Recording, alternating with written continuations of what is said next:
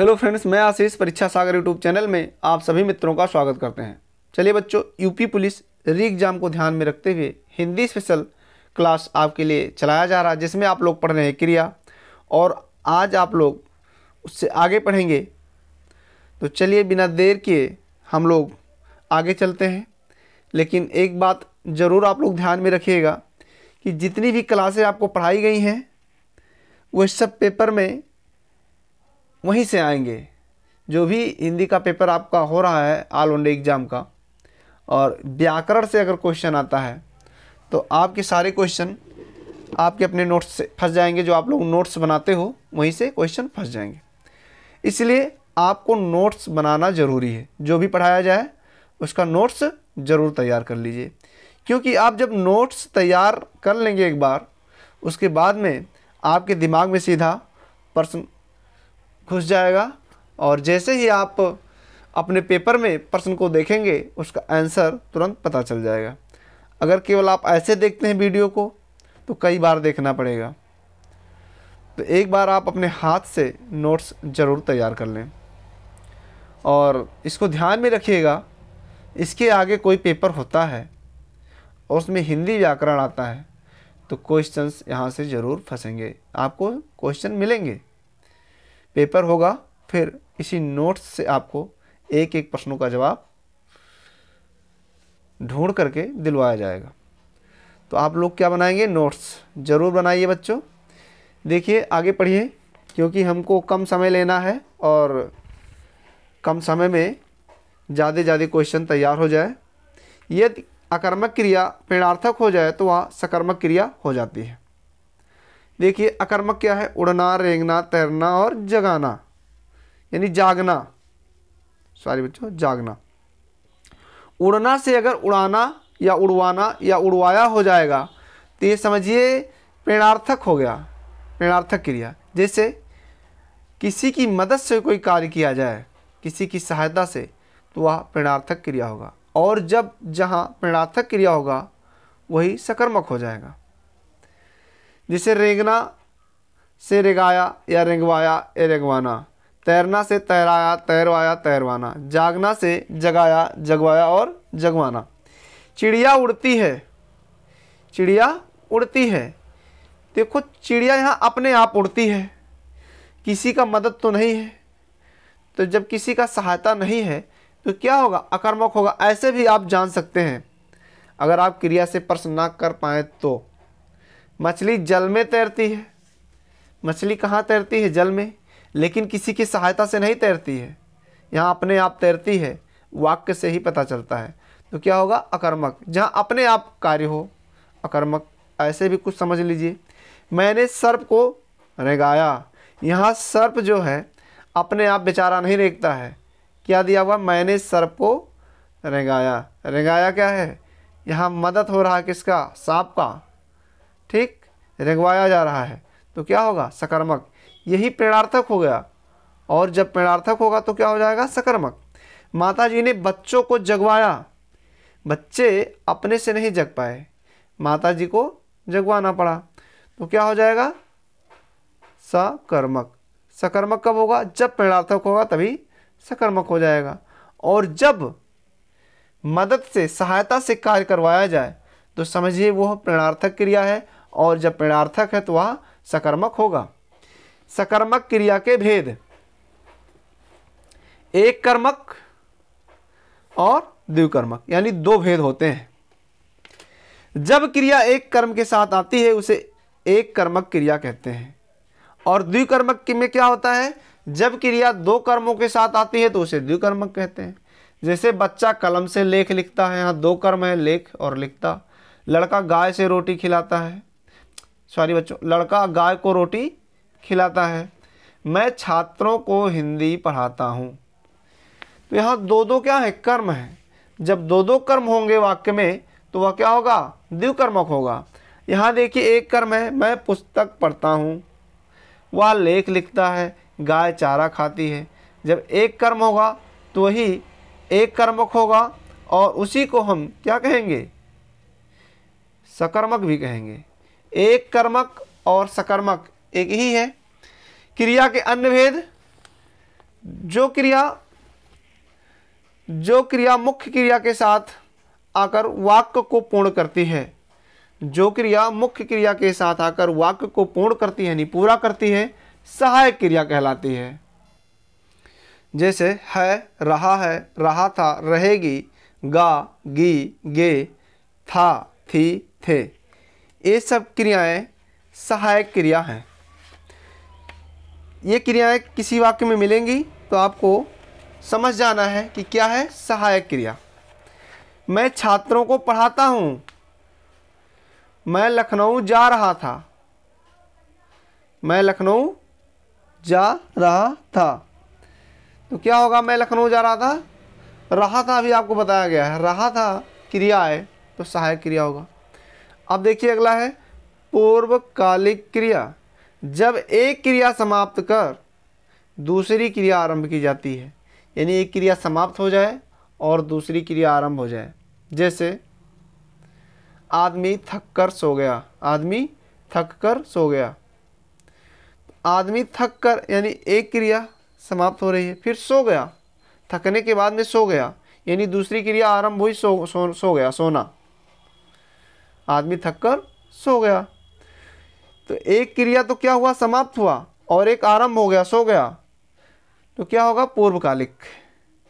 देखिए एक उत्तरकालिक क्रिया भी है, ये परीक्षा में नहीं पूछा जाता है, और पूर्वकालिक में कर शब्द जोड़कर ये पूर्वकालिक क्रिया बनती है, इसको ध्यान में रखना है। यहाँ दिया भी है और यह कर शब्द लगाने से बनती है पूर्वकालिक क्रिया। जैसे बच्चा रोकर सो गया, पहले बच्चे ने क्या किया? पहले बच्चा रोया, उसके बाद में बच्चा रोकर सो गया, पहले बच्चा रोया उसके बाद में सो गया, यानी एक क्रिया समाप्त दूसरी क्रिया आरंभ, तो क्या होगा? पूर्वकालिक। ट्रेन चलकर आ गई, एक क्रिया समाप्त दूसरी क्रिया आरंभ, जब एक क्रिया समाप्त दूसरी आरंभ क्या होगा? पूर्वकालिक। घर जलकर राख हो गई, जलकर कर शब्द लगा है, क्या होगा? पूर्वकालिक। और यहीं से क्या हुआ? एक क्रिया समाप्त और दूसरी क्रिया का आरंभ होना, पूर्वकालिक क्रिया के लक्षण। बच्चे पढ़कर चले गए, बच्चे पढ़कर यानी एक क्रिया समाप्त, चले गए और दूसरा आरंभ, क्या हुआ? पूर्वकालिक क्रिया। दो क्रियाएं ऐसे मिलेंगी, पढ़कर भी क्रिया है और चला जाना भी क्रिया है, चले गए। अनुकरणात्मक क्रिया, इसको देखिए, ये क्या है? अनुकरण क्या है? जब आप किसी बात को सुनते हैं, उसको दोहराते हैं, वही क्या है? उस पर कार्य करते हैं, वही अनुकरण हुआ। जैसे किसी ध्वनि या आवाज़ को सुनकर क्रिया का निर्माण कर लेना अनुकरणात्मक क्रिया कहलाती है। किसी ध्वनि या आवाज़ को सुनकर क्रिया का निर्माण कर लेना अनुकरणात्मक क्रिया कहलाती है। कौन सी क्रिया? अनुकरणात्मक क्रिया। देखिए जैसे खटखट में आना प्रत्यय जोड़ करके खटखटाना हुआ, हिनहिन में आना प्रत्यय जोड़कर हिनहिनाना हुआ, फटफट में आना प्रत्यय जोड़ करके फटफटाना, और धड़धड़ में आना प्रत्यय जोड़कर धड़धड़ाना, और घड़घड़ में आना प्रत्यय जोड़कर घड़घड़ाना। ये धड़धड़ क्या है? कोई आवाज़ है। खटखट क्या है? कोई आवाज़ है। आवाज़ को ध्वनि भी कह सकते हैं। जब आप किसी ध्वनि आवाज़ को सुनते हैं तो क्या होता है? क्रिया का निर्माण कर लेते हैं उसमें कुछ जोड़ करके, जैसे आना प्रत्यय ही हो गया। तो जब आप निर्माण कर लेते हैं तो ही क्या हुआ? अनुकरण हो गया, यानी अनुकरणात्मक क्रिया। प्रेरणार्थक क्रिया क्या है? जब कोई क्रिया स्वयं से ना कर बल्कि किसी दूसरे के द्वारा कराई जाती है, अभी इसके पहले आपको बताया गया है, वही क्या है? प्रेरणार्थक क्रिया है। आपको ध्यान में रखना है। जैसे पढ़वाना, लिखवाना, लजवाना और बुलवाना, ये क्या है? प्रेरणार्थक क्रिया। ऐसी क्रियाएं प्रेरणार्थक होंगी और जब भी होंगी सकर्मक। वह दुल्हन को लजवाती है, दुल्हन अपने आप नहीं लजाती बल्कि उसको लजवाया जाता है, तो क्या होगा? प्रेरणार्थक होगा। मैंने छात्रों को बुलवाया, मैं गुरुजी से लेख लिखवाया, यानी लेख लिखवाया तो किससे? गुरुजी से। अपने आप लेख नहीं लिखा गया है, तब जब सहायता ली जाए वहाँ आपको बताया गया है, क्या होगा? प्रेरणार्थक क्रिया होगी। क्रियार्थक क्रिया क्या है या क्रियार्थक संज्ञा? जब कोई क्रिया किसी संज्ञा के रूप में प्रयुक्त होती है तो वह क्रियार्थक संज्ञा कहलाती है। जैसे टहलना क्या एक क्रिया है, लेकिन टहलना कहाँ प्रयुक्त हुआ है? संज्ञा के रूप में। टहलना स्वास्थ्य वर्धक होता, वैसे आप बोलिए स्वास्थ्य वर्धक होता है, लेकिन क्या नहीं पता, तो उसमें लगाएंगे क्या? क्रिया।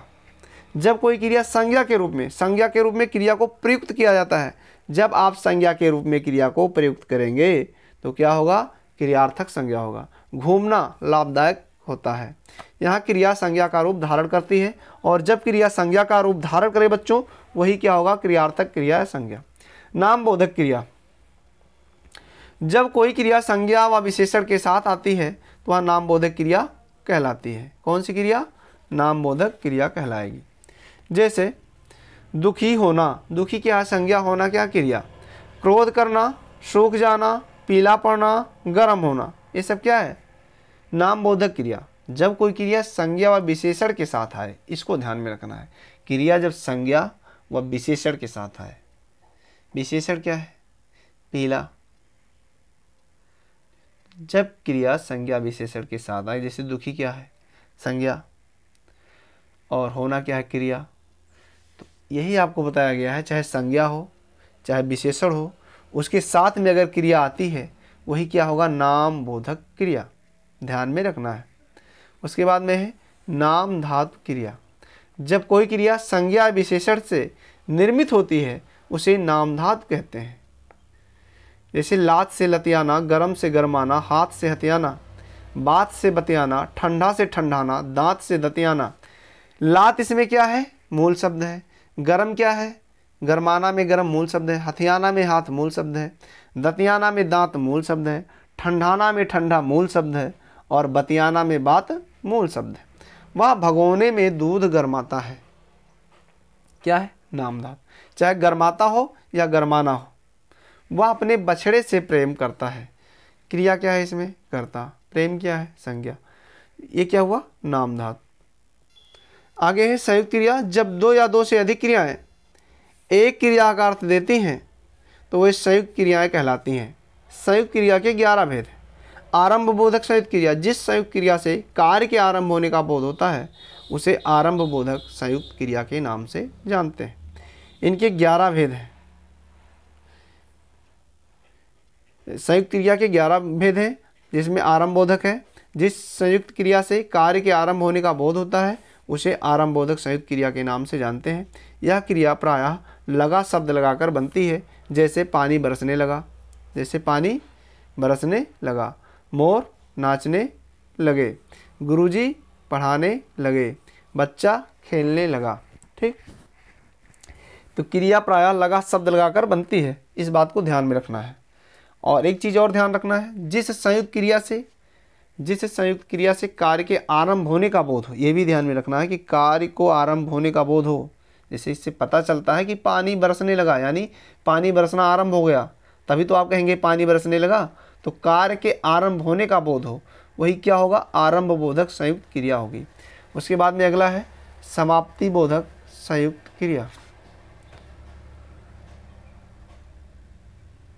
देखिए, इससे क्रिया के समाप्त होने का पता चलता है। यह क्रिया चुकना शब्द, इसको ध्यान में रखना, चुकना शब्द जोड़ने से बनती है। जैसे अब ट्रेन जा चुकी, इससे क्या होता है, कार्य की समाप्ति। मैं पढ़ा चुका, हमको पढ़ाना था लेकिन अब क्या हुआ, पढ़ा चुका, यानी कार्य समाप्ति का पता चल रहा है। बच्चे स्कूल जा चुके, इससे कार्य के समाप्ति का पता चल रहा है। जहाँ कार्य के समाप्ति का पता चले वहाँ समाप्ति बोधक संयुक्त क्रिया होगा। मैं खा चुका, यानी क्रिया 2 लेकिन भाव एक क्रिया का निकल कर आ रहा है, ऐसे आपको ध्यान में रखना है। अनुमति बोधक, चलिए इसको बाद में पढ़ लेना बच्चों, बस आज इतना ही, नहीं तो वीडियो ज़्यादा लंबा होगा, और जब वीडियो ज़्यादा लंबा होता है तो शायद आपको परेशानी पड़ने लगती है। लेकिन हाँ, इसको ध्यान में रखिएगा, सारे क्वेश्चंस अगर क्रिया से आते हैं तो जो क्रिया चैप्टर आपको बताया जा रहा है यहीं से आएंगे, आपको परेशान होने की ज़रूरत नहीं है। आगे कोई भी पेपर होगा, अगर उसमें हिंदी व्याकरण कि ये चैप्टर आते हैं, इन चैप्टर से प्रश्न तो आपको ज़रूर मिलेंगे। बस इसी में विश्वास रख करके आपको अपने क्लास को आगे बढ़ाना है। आपको नोट्स दुरुस्त करना है, उसको बढ़िया से इकट्ठा करना है, जो भी आप लिख रहे हैं यानी नोट्स बना रहे हैं, जिससे पेपर के समय आपको कोई परेशानी ना हो।